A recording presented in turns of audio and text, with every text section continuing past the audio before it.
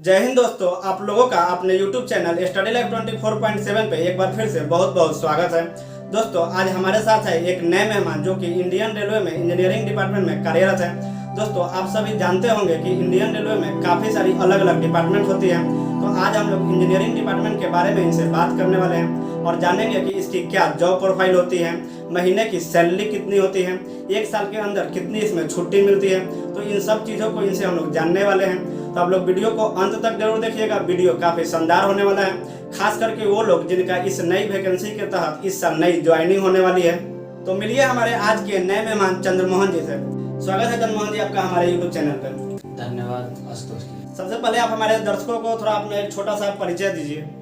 जी, मेरा नाम चंद्रमोहन झा है और मैं बिहार के दरभंगा जिले से हूँ। अच्छा सर, आप ये बताइए कि आपने इंडियन रेलवे कब और किस बोर्ड में ज्वाइन किया था आपने? हमने इंडियन रेलवे 2018 की वैकेंसी थी और 2019 में चेन्नई बोर्ड में हमने ज्वाइन किया था। अच्छा सर, इंडियन रेलवे में कई सारे डिपार्टमेंट है, तो आप अभी किस डिपार्टमेंट में कार्यरत है? अभी इंजीनियरिंग डिपार्टमेंट में हम कर रहे हैं। अच्छा सर, तो आप थोड़ा इंजीनियरिंग डिपार्टमेंट के जॉब प्रोफाइल के बारे में बताइए, क्योंकि बहुत सारे लोग जानना चाह रहे होंगे कि इसमें क्या क्या कार्य होते हैं। तो थोड़ा आप इस पर विस्तार से बताइए। इंजीनियरिंग डिपार्टमेंट बेसिक तौर पे इसमें दो पोस्ट होते हैं, एक ट्रैकमैन और एक गेटमैन। रही इसका कार्य की बात, तो इंजीनियरिंग डिपार्टमेंट ट्रैक संबंधित सभी कार्य इंजीनियरिंग डिपार्टमेंट करता है। ट्रैक से संबंधित जितनी भी कार्य होती है वो इंजीनियरिंग डिपार्टमेंट के अंतर्गत गैंगमैन के द्वारा किया जाता है। अच्छा, तो ये बताइए कि जो गैंगमैन के द्वारा ट्रैक पर जो कार्य किया जाता है, क्या क्या काम होते हैं, थोड़ा उसके बारे में आप बताइए। ट्रैक पे जो काम होता है उस पे जो है वो डिसीजन, जैसे डिवीजन से सब डिवीजन होता है, सब डिवीजन से सेक्शन में बांटा जाता है और सेक्शन से यूनिट में। तो जो काम का निर्णय होता है वो सेक्शन डिसाइड करती है, उसके बाद यूनिट में बांटा जाता है वो काम, उसके बाद सब गैंगमैन द्वारा उस काम को निष्पादित। सेक्शन से पहले यूनिट में आ जाता है जी। सेक्शन में कौन होते हैं जो डिसाइड करते हैं कौन कौन से यूनिट होंगे? Senior section engineer. अच्छा, वहाँ पे एसएससी होते हैं, सीनियर सेक्शन इंजीनियर, वो सभी यूनिट डिसाइड करते हैं। फिर उस सेक्शन में अलग अलग यूनिट होती है और फिर उस यूनिट में कितने लोग रहते हैं, उसमें आप किस तरह से कार्य करते हैं? लगभग 15 दूसरे यूनिट में 20-25। अच्छा, इसी तरह 15, 20, 25 मतलब 25 लोगों के इस तरह से यूनिट होती है।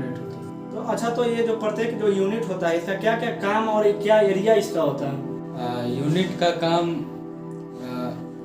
जूनियर इंजीनियर डिसाइड करता है मॉर्निंग में। अच्छा, प्रत्येक यूनिट में एक जूनियर इंजीनियर रहते हैं, जैसे सेक्शन में सीनियर सेक्शन इंजीनियर रहते हैं उस तरह यूनिट में जूनियर इंजीनियर रहते हैं। अच्छा अच्छा, आगे? जूनियर इंजीनियर मिस्त्री को वर्क देता है। अच्छा, जो आप लोग के सीनियर होते हैं उनको वर्क देते हैं जी।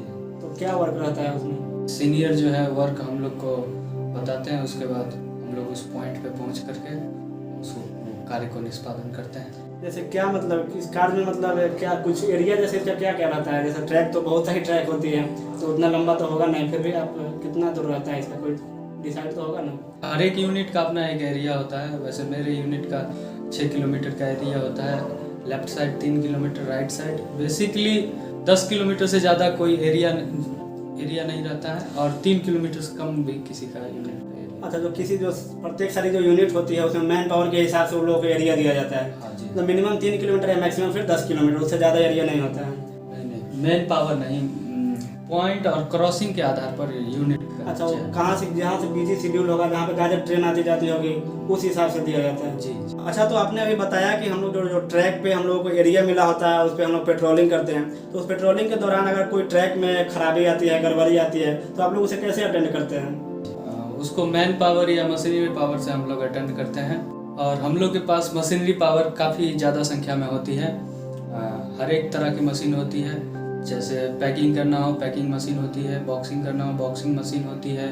तो सभी कार्यों के लिए अलग अलग मशीन होती है, तो जो भी प्रॉब्लम आती है तो उसे अटेंड करने में ज़्यादा प्रॉब्लम नहीं होती होगी। जैसे रेल फ्रैक्चर हो जाए, रेल लाना हो तो उसके लिए यूटीवी मशीन है। अच्छा अच्छा, ये सभी चीज़ों का आप लोग मशीन के द्वारा कार्य कर लेते हैं? जी बिल्कुल। पहले यही हम लोग के डिपार्टमेंट में मशीनरी पावर कम था और मैन पावर पे ज़्यादा डिपेंड था। आज के समय में मैन पावर कम हो गया, मशीनरी पावर ज़्यादा हो गया।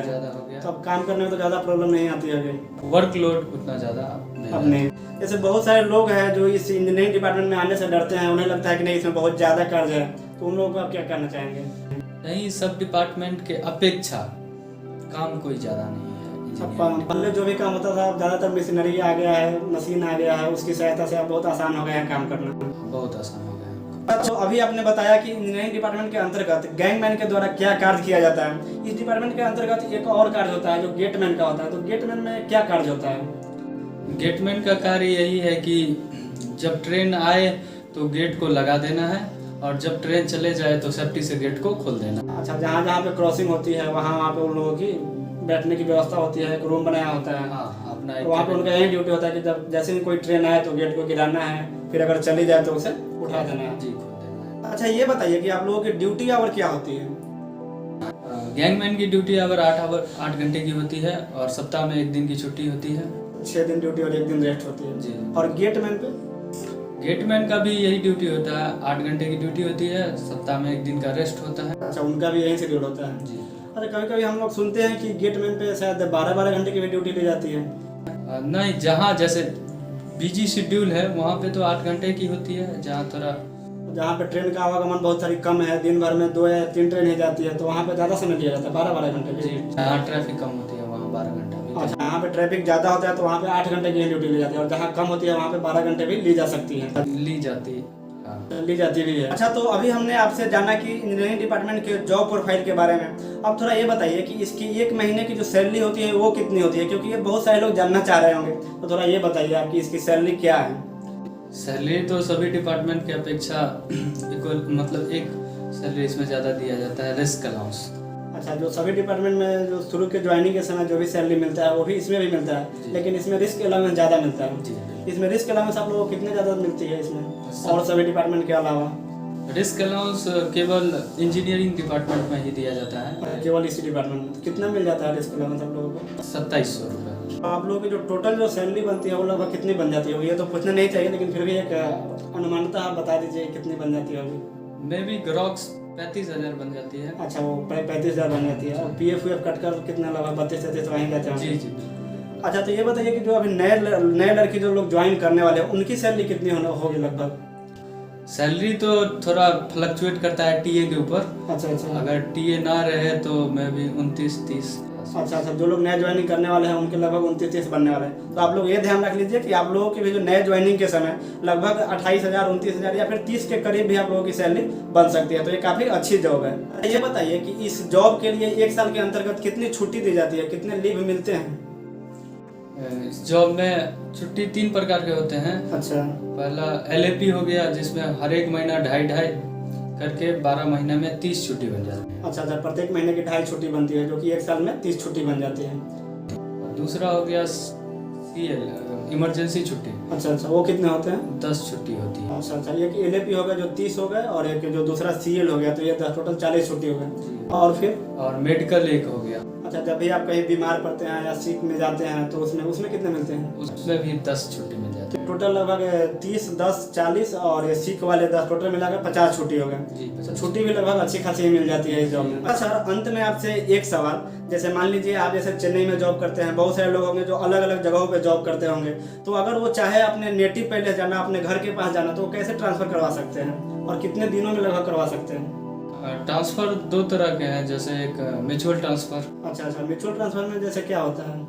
म्यूचुअल ट्रांसफर में जैसे कोई तमिलनाडु का व्यक्ति बिहार में कार्य करता हो, अच्छा अच्छा, उससे म्यूचुअल ट्रांसफर हो सकता है। अच्छा, अगर वो यहाँ आना चाहे और अगर हम वहाँ पे जाना चाहे तो उससे म्यूचुअल करा सकते हैं। तो ये कब लग सकता है? ज्वाइनिंग करेंगे उसके मतलब कितने दिन, कोई मतलब समय भी होता है या कभी भी लगा सकते हैं? उसके 21 दिन बाद कभी। अच्छा, ज्वाइनिंग के 21 दिन बाद अगर आप किसी से म्यूचुअल कराना चाहते हैं तो वो करा सकते हैं। अगर कहीं म्यूचुअल ना मिले तो फिर हम किस तरह से ट्रांसफर करा सकते हैं? फिर ऑन रिक्वेस्ट ट्रांसफर पे डिपेंड रहना। अच्छा, वो रिक्वेस्ट डालना पड़ता है। जी। उसके लिए क्या करते हैं? जैसे फॉर्म डालना पड़ता होगा। ये ऑन रिक्वेस्ट फॉर्म डालेंगे। कहाँ पे? अपने डिवीजन में? जी जी, अपने डिवीजन में डालेंगे। और उसमें किस तरह से फिर भेजा जाता है? डिवीजन फिर अपने सीनियरिटी बेस पे भेजता है। अच्छा अच्छा, तो लगभग अगर जो कोई लड़का अगर नया ज्वाइनिंग कर रहा है, अगर वो चाह रहा है कि 1 वे ट्रांसफर के अनुसार अगर वो जाना चाहे, तो लगभग उसे कितने दिन लग जाएंगे 1 वे ट्रांसफर के अनुसार, सीनियरिटी के अनुसार जाने में घर से? कंटिन्यू वैकेंसी आती रहे तो 5-7 साल लगेंगे, नहीं तो अगर टाइम लग गया। अच्छा, मतलब नए वाले अगर भर्ती अगर जल्दी जल्दी आते रहे तो जो पुराने वाले लोग हैं वो जल्दी जा सकते हैं अपने घर के पास। जी जी। तो बहुत बहुत धन्यवाद चंद्रमोहन जी, आपने इतना कीमती समय दिया। हमारे आज के मेहमान थे चंद्रमोहन जी, जो कि भारतीय रेलवे के चेन्नई डिवीजन में इंजीनियरिंग डिपार्टमेंट में कार्यरत हैं। इनसे हम लोगों ने जाना इंजीनियरिंग डिपार्टमेंट के जॉब प्रोफाइल के बारे में, सैलरी कितनी मिलती है, लीव कितनी मिलती है, ट्रांसफर कैसे होती है, और इन सभी चीज़ों का इन्होंने सहजता से जवाब दिया। आप लोगों को यह वार्तालाप कैसा लगा कमेंट जरूर करके बताइएगा, और अगर अच्छा लगा हो तो अपने दोस्तों में भी इसे शेयर जरूर कीजिएगा। मिलेंगे फिर से हम लोग अगले वीडियो में, तब तक के लिए जय हिंद। जय हिंद।